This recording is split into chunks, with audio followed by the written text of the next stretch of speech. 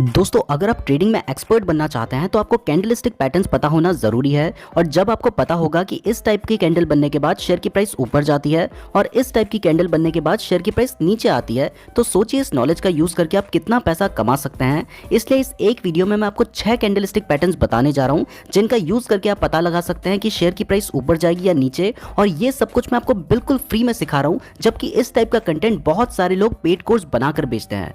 तो इस वीडियो को ध्यान से जरूर देखिएगा और वीडियो पसंद आए तो लाइक जरूर कर दीजिएगा। और ध्यान रहे कि वीडियो सिर्फ एजुकेशन पर्पस के लिए है। अगर आप स्टॉक मार्केट में इन्वेस्टमेंट या ट्रेडिंग करते हैं तो अपने रिस्क पर करें और इन्वेस्ट करने से पहले खुद भी रिसर्च जरूर कर लें। और चाहे आपको लाइफ में कितना भी भरोसा हो, कभी भी लोन लेकर इन्वेस्टमेंट या ट्रेडिंग ना करें, क्योंकि सब बहुत बड़ी मुसीबत में पड़ सकते हैं। चलिए दोस्तों, अब हम सभी इंपॉर्टेंट कैंडलस्टिक पैटर्न्स को समझते हैं। उसका नाम है हैमर कैंडलस्टिक पैटर्न।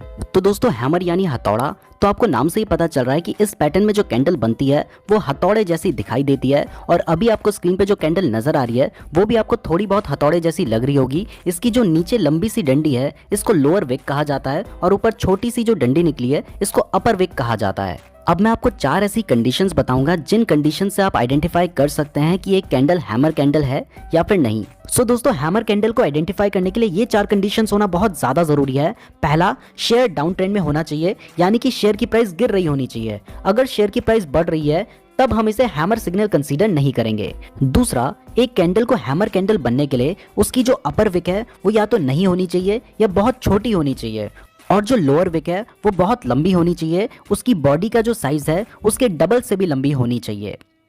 तो अभी आपको स्क्रीन पे जो कैंडल नजर आ रही है इसकी जो अपर विक है वो बहुत छोटी है और जो लोअर विक है वो बहुत लंबी है, इसलिए ये एक हैमर कैंडल है। तीसरा, हैमर कैंडल ग्रीन भी हो सकती है और रेड भी हो सकती है, लेकिन अगर कैंडल ग्रीन है तो वो ज्यादा पॉजिटिव मानी जाती है, बट अगर रेड कैंडल भी है तो उसे भी हम हैमर ही कंसीडर करेंगे। और फोर्थ कंडीशन है कि हैमर कैंडल बनने के बाद जो उसकी नेक्स्ट कैंडल बनती है वो हैमर कैंडल से ऊपर बननी चाहिए, तभी हम उसे हैमर सिग्नल कंसीडर करेंगे। अगर वो उसके नीचे बनती है तो फिर हम उसे हैमर सिग्नल कंसीडर नहीं करेंगे। तो जैसे ये एक हैमर कैंडल है और इसके बाद जो नेक्स्ट कैंडल बनी है वो हैमर कैंडल के हाई में बनी है, तो ये एक वैलिड सिग्नल है। अगर ये हैमर कैंडल के नीचे बनी होती तो आप इसे वैलिड सिग्नल कंसीडर नहीं कर सकते थे। तो दोस्तों, अगर ये चारों कंडीशंस फुलफिल होती हैं तो इसका मतलब है कि यहाँ से मार्केट ट्रेंड चेंज कर सकता है। अभी तक शेयर की प्राइस नीचे गिर रही थी, यहाँ से ऊपर उठ सकती है, तो ये एक बुलिश सिग्नल है और आप यहाँ पर बाय कर सकते हैं। तो इसमें आपको जो एंट्री लेनी होगी वो आपको हैमर कैंडल के ऊपर लेनी होगी, यानी कि जो नेक्स्ट कैंडल बनी है उसमें जब वो हैमर कैंडल से ऊपर आएगी तब लेनी होगी। और आपका जो स्टॉप लॉस होगा वो हैमर कैंडल का जो लोएस्ट पॉइंट है वहां पर आपका स्टॉप लॉस होगा। हैमर कैंडलस्टिक पैटर्न बनने के बाद हमारा जो नेक्स्ट कैंडलस्टिक पैटर्न है वो है हैंगिंग मैन कैंडलस्टिक पैटर्न। ये पैटर्न दिखने में तो बिल्कुल हैमर जैसा ही दिखाई देता है, लेकिन ये बेयरिश सिग्नल देता है, यानी कि इस पैटर्न के बनने के बाद शेयर की प्राइस गिर सकती है। अब हैंगिंग मैन पैटर्न के लिए भी 4 कंडीशन जरूरी हैं। पहला, स्टॉक अप ट्रेंड में होना चाहिए, यानी कि शेयर की प्राइस बढ़ रही होनी चाहिए, जबकि हैमर पैटर्न में शेयर की प्राइस गिर रही होनी चाहिए थी, शेयर डाउन ट्रेंड में होना चाहिए था। इसमें शेयर अप ट्रेंड में होना चाहिए। दूसरा, इसमें भी हैमर पैटर्न की तरह कैंडल की अपर विक छोटी होनी चाहिए और लोअर विक लॉन्ग होनी चाहिए, इसीलिए तो यह हैमर जैसा दिखाई देता है। तीसरा, हैंगिंग मैन कैंडल भी ग्रीन और रेड दोनों हो सकती है, लेकिन अगर रेड हो तो ज्यादा वैलिड सिग्नल माना जाता है क्योंकि यह बियरिश सिग्नल देता है।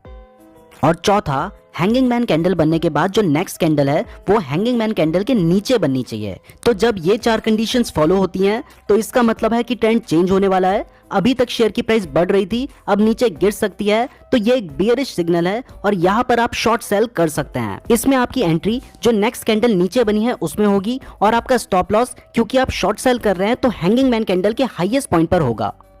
अगर आपको हैमर और हैंगिंग मैन कैंडल में अभी भी कोई कंफ्यूजन है तो वो इस पिक्चर को देखकर क्लियर हो जाएगा। हैमर डाउन ट्रेंड में बनता है जबकि हैंगिंग मैन अप ट्रेंड में बनता है। हैमर बाय सिग्नल देता है जबकि हैंगिंग मैन सेल सिग्नल देता है। ना दोस्तों, हमारा जो थर्ड कैंडलस्टिक पैटर्न है वो है इन्वर्टेड हैमर। इन्वर्टेड का मतलब होता है उल्टा, यानी कि ये एक उल्टा हैमर है, लेकिन इसका सिर्फ नाम उल्टा है, इसका काम बिल्कुल हैमर पैटर्न जैसा ही है। बस फर्क सिर्फ इतना है कि हैमर पैटर्न में जो लोअर विक होती है वो लंबी होती है और जो अपर विक होती है वो या तो छोटी होती है या नहीं होती है, जबकि इन्वर्टेड हैमर पैटर्न में जो अपर विक होती है वो लंबी होती है, जबकि जो लोअर विक होती है या तो वो छोटी होती है या नहीं होती है, तभी वो इन्वर्टेड हैमर जैसा दिखाई देता है। एक कैंडल को इन्वर्टेड हैमर बनने के लिए ये 4 कंडीशंस फुलफिल होनी चाहिए। पहला, शेयर डाउन ट्रेंड में होना चाहिए, यानी कि शेयर की प्राइस गिर रही होनी चाहिए। ये सेम कंडीशन हैमर पैटर्न के लिए भी थी। दूसरा, मैंने आपको अभी बताया कि इसमें जो अपर विक है वो लॉन्ग होनी चाहिए, जबकि जो लोअर विक है वो या तो छोटी होनी चाहिए या फिर नहीं होनी चाहिए। ये जो सेकंड कंडीशन है, सिर्फ यही एक डिफरेंस है हैमर और इन्वर्टेड हैमर पैटर्न के बीच में। थर्ड कंडीशन भी हैमर पैटर्न की तरह सेम है, चाहे ये ग्रीन हो चाहे ये रेड हो, इससे कोई फर्क नहीं पड़ता, लेकिन अगर ग्रीन होगी तो ज्यादा वैलिड सिग्नल होगा। और फोर्थ कंडीशन है कि इन्वर्टेड हैमर कैंडल बनने के बाद जो नेक्स्ट कैंडल बनती है वो इन्वर्टेड हैमर कैंडल से हाई बननी चाहिए। तो जब ये चार कंडीशंस फुलफिल होती हैं तो वो कैंडल एक इन्वर्टेड हैमर कैंडल होती है और ये एक बुलिश सिग्नल देती है, यानी कि यहाँ से प्राइस बढ़ सकती है, यहाँ से ट्रेंड चेंज हो सकता है। अभी तक शेयर की प्राइस नीचे गिर रही थी, यहाँ से ऊपर जा सकती है। तो आप चाहें तो आप बाय कर सकते हैं। अगर आप बाय करते हैं तो इन्वर्टेड हैमर कैंडल के बाद जो नेक्स्ट कैंडल बनती है आपको वहां पे एंट्री लेनी होगी और आपका स्टॉप लॉस होगा इन्वर्टेड हैमर कैंडल का लोएस्ट नहीं होगी और आपका स्टॉप लॉस होगा इन्वर्टेड हैमर कैंडल का लोएस्ट पॉइंट। ना दोस्तों, हमारी जो फोर्थ नंबर की कैंडल है इसका नाम है शूटिंग स्टार। ये दिखने में बिल्कुल इन्वर्टेड हैमर जैसी ही दिखाई देती है, बस फर्क सिर्फ इतना होता है कि ये अप ट्रेंड में बनती है और बियरिश सिग्नल देती है, जबकि इन्वर्टेड हैमर डाउन ट्रेंड में बनती है और बुलिश सिग्नल देती है। तो दोस्तों, शूटिंग स्टार के लिए भी चार कंडीशंस फुलफिल होना बहुत ज्यादा जरूरी है।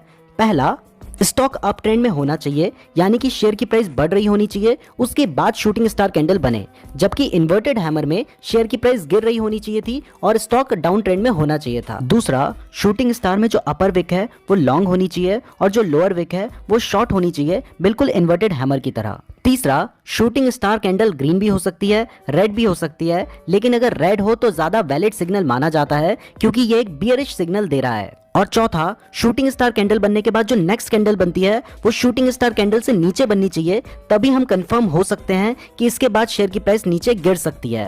तो दोस्तों, अगर ये चारों कंडीशन फुलफिल होती हैं तो आप शेयर को बेच सकते हैं या फिर शॉर्ट सेल कर सकते हैं, क्योंकि ये एक बियरिश सिग्नल देता है और इससे पता चलता है कि इसके बाद शेयर की प्राइस नीचे गिर सकती है। अगर आप शॉर्ट सेल करते हैं तो शूटिंग स्टार कैंडल के बाद जो नेक्स्ट कैंडल बनेगी आपने वहां पे एंट्री लेनी होगी और आपका स्टॉप लॉस होगा शूटिंग स्टार कैंडल का जो हाईएस्ट पॉइंट है वहां पर।